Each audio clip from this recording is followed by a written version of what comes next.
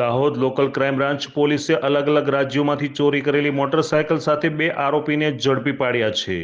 Dahod LCB પોલીસને બાતમી મળી હતી, ત્યારે બાતમીના આધારે પોલીસ દ્વારા તપાસ હાથ ધરવામાં આવી હતી। ત્યારે નડવાઈ ગામમાં બે ઈસમો મોટરસાયકલનું વેચાણ કરવા માટે ફરી રહ્યા છે તેવી બાતમી મળતા જીબી સબસ્ટેશનની પાસેથી મોટરસાયકલ સાથે બે ઈસમોને ઝડપી પાડ્યા હતા।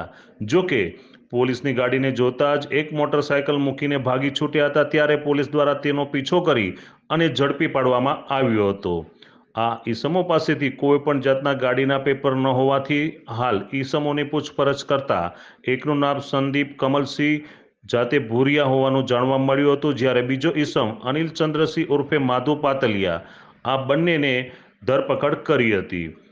આ બંને ઈસમોને વિશ્વાસમાં લઈ પૂછપરછ કરતા તેઓએ જણાવ્યું કે પોતે તથા પોતાના સાગરીતો સાથે મળી બીજી 5 મોટરસાયકલ જુદા જુદા સમયે અલગ અલગ સ્થળેથી ચોરી કરીને વેચાણ કરવા માટે ચંદલા ગામના જંગલની કોતરમાં સંતાડી રાખેલ છે, જેથી પોલીસ દ્વારા બંને ઈસમોને સાથે રાખી તપાસ કરતા ચંદલા ગામની જંગલ વિસ્તારની જંગલની આડમાં કોતર નીચે સંતાડી રાખેલ 5 મોટરસાયકલ મળી આવી હતી, જેમાં દાહોદ, સુરત, વડોદરા, છોટાઉદેપુર તેમજ મધ્યપ્રદેશ રાજ્યના જુદા જુદા વિસ્તારોમાંથી મોટરસાયકલની ચોરી કરેલ હોવાની કબૂલાત કરી છે।